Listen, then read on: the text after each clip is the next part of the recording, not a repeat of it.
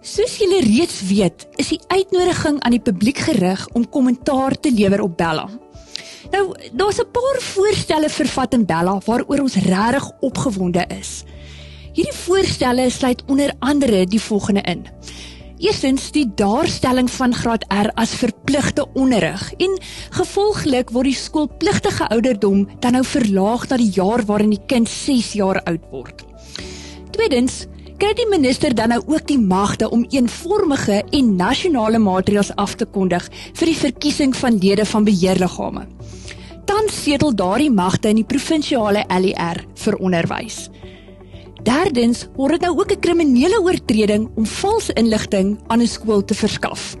Dit word ook 'n kriminele oortreding om onderwys te ontwrig. Nou toe, opskit, 15 Junie is om die draai. Maak seker dat jy jou steun voeg tot die voorstelle wat 'n bydrae sal maak tot die kwaliteit van onderrig vir elke kind in Suid-Afrika. FETSA se voorlopige kommentaar is beskikbaar op die FETSA webblad by www.fetsas.org.za. Stuur jou kommentaar na die adres wat nou op die skerm verskyn.